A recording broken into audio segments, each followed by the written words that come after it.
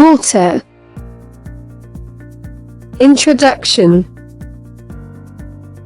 Human beings can survive without food for 30 to 40 days, about 5 weeks, but without water life would end in 3 to 5 days.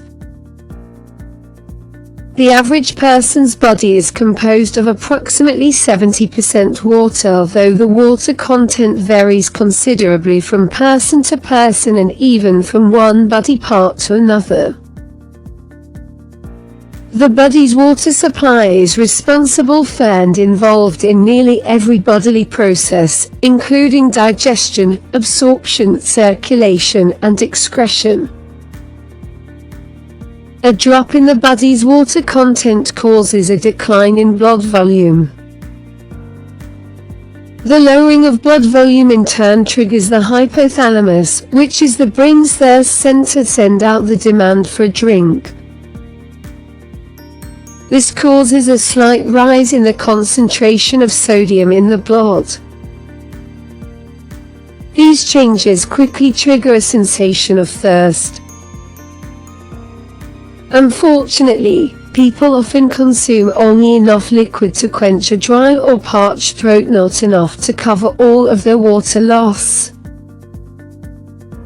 Quality water is beneficial for virtually all disorders known to humankind. Bowel and bladder problems, as well as headaches, can be reduced by drinking water. If not enough water is consumed, toxins can build up in the system, causing headaches. Water flushes out these toxins. Without adequate water, we would poison ourselves with our own metabolic wastes. The kidneys remove waste products, such as uric acid, urea, and lactic acid, all of which must be dissolved in water. Inadequate water consumption may contribute to excess body fat, poor muscle tone, digestive problems, poor functioning of many organs including the brain, joint and muscle soreness, and, paradoxically, water retention. Tap water. Water that comes out of household taps or faucets is generally obtained either from surface water or from groundwater. Surface water is water that has run off from ponds, creeks, streams, and is collected in reservoirs. Groundwater is water that has filtered through the ground to the water table and is extracted by means of a well. Approximately half of the tap water in the United States comes from lakes, rivers, or other surface sources. Underground aquifers and municipal wells provide 35% of tap water, and the remaining 15% comes from private wells. The safety of tap water. Most people assume that when they turn on the kitchen tap, they are getting clean, safe, healthy drinking water. Unfortunately, this often is not the case. Regardless of the original source of tap water, it is vulnerable to a number of different types of impurities, and may be full of harmful chemicals and inorganic minerals that the body cannot use. Some undesirable substances found in water including radon, fluoride, and arsenic, as well as iron, lead, copper, and other heavy metals can occur naturally. The greatest concerns about water quality today focus on chlorine and arsenic, atrazine, and other compounds known as triazenes, perchlorate, organophosphate pesticides, trihalomethanes, lead herbicides such as acetochlor, and parasites. Pesticides pose a risk in any area where the tap water is extracted from an underground source. These chemicals are suspected of causing, or at least contributing to, an increased incidence of chest cancer. The chlorine added to water to kill bacteria is not effective at killing these parasites. In addition to cryptosporidosis, jaundice also is caused by an intestinal parasite and can be contracted through drinking water. Like Cryptosporidium, jaundice resists the effects of chlorine and poses a more serious problem for people with diminished immune response.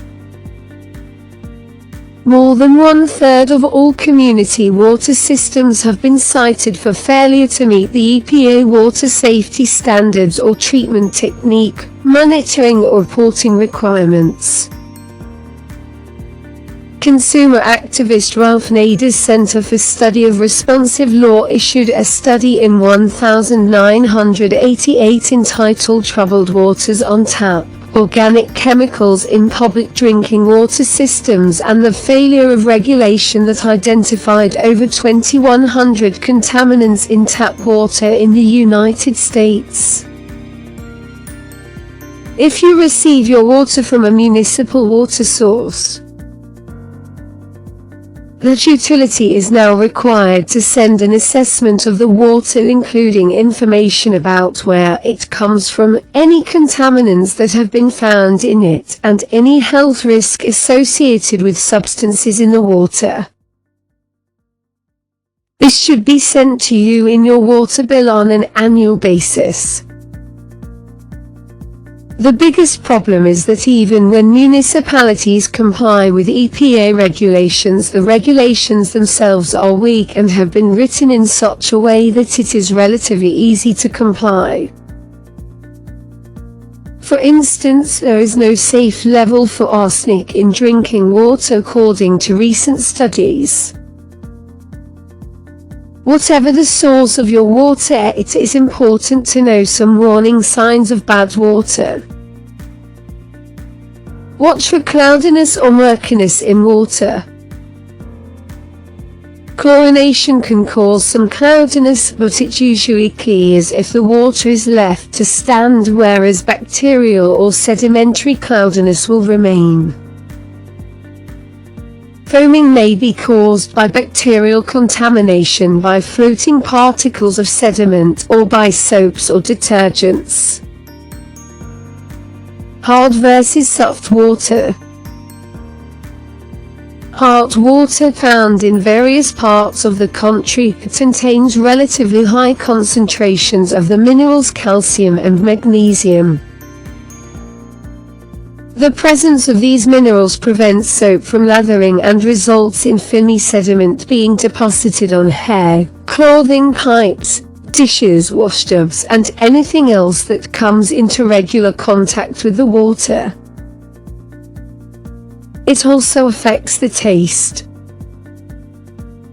Soft water can be naturally soft, or it may be hard water that has been treated to remove the calcium and magnesium. Standard water softening systems work by using pressure to pass the water through exchange media to exchange hard calcium and magnesium ions for soft sodium or potassium ions. Most use either sodium chloride or potassium chloride for this purpose. The primary benefit of softening is in improved cleaning properties for the water and less mineral buildup inside household pipes and equipment. Dangerous levels of copper, iron, zinc, and arsenic can leach into softened water from copper pipes. Another potential problem with artificially softened water is of concern to people with kidney failure. Fluoridation. For many years now, controversy has raged over whether fluoride should be added to drinking water. As early as 1961, as recorded in the congressional record, fluoride was exposed as a lethal poison in our nation's water supply. Proponents say that fluoride occurs naturally and helps develop and maintain strong bones and teeth. Opponents to fluoridation contend that when fluoridated water is consumed regularly, toxic levels of fluorine, the poisonous substance from which fluoride is derived, build up in the body, causing irreparable harm to the immune system. Fluorine is never found in elemental form in nature because it's so reactive. Numerous compounds of fluorine can, however, exist. These are notoriously toxic compounds, so much so that they are used in rat poison and insecticides. The naturally occurring form of fluoride, calcium fluoride, is not toxic, but this form of fluoride is not used to fluoridate water. Sodium fluoride NaF, done as fluoride SnF2, and sodium monofluorophosphate Natropy or 3F are also added to toothpaste, also to help prevent tooth decay. Individuals have different levels of tolerance for toxins such as fluoride. In addition, many water sources have levels of fluoride higher than 1 part per million, the level generally recognized as safe and originally set the acceptable limit by the EPA. After the EPA learned that water in many towns had natural fluoride levels much higher than this, the permissible fluoride limit was raised quadrupled, in fact to 4 parts per million. If your tap water contains fluoride, and you wish to remove it, you can use a reverse osmosis, distillation, or activated alumina filtration system to eliminate almost all of the fluoride from your water. Water analysis. Not all drinking water contains significant amounts of toxic substances. Some places rate higher in water safety than others. In addition, not all cities and towns process their water supplies the same way. Some do nothing at all to their water. Others add chemicals to the water to kill bacteria. Still others filter their water. It is up to the individual to find out how local drinking water is treated and to determine how safe the water coming out of the tap is. The EPA has defined pure water as bacteriologically safe water, and it recommends but does not require that tap water have a pH between 6.5 and 8.5. This allows for a great deal of leeway in what passes as acceptable water.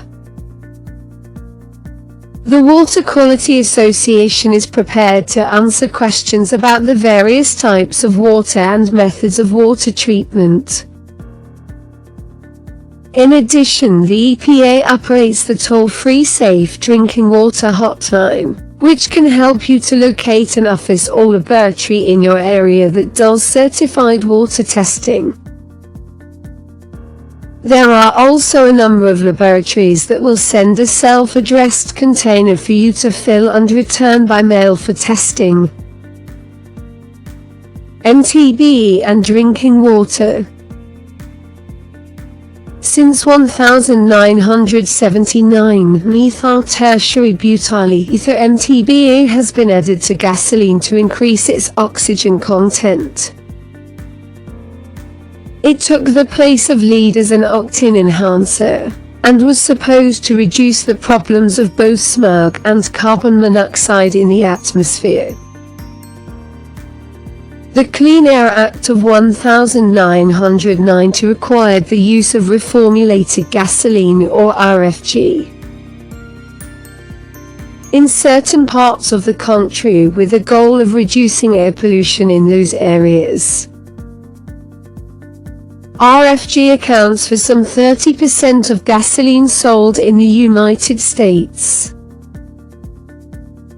According to a disturbing report aired on the CBS television program 60 Minutes on January 16, 2000, this measure to improve air quality has, ironically, given Americans yet another reason to be concerned about the safety of their drinking water supply. MTBE has been seeping into all our water supplies, both surface and underground, at an alarming rate. It has been found in stormwater in 592 samples collected in 16 cities between 1991 and 1995. The primary sources of the MTBE that ends up in water systems are leaking gasoline tanks and reservoirs, drinking water lakes, and rivers where gasoline-powered recreational watercraft are permitted. Few long-term studies have been done on this chemical, but what little research there is indicates that MTBE is a likely human carcinogen and immune system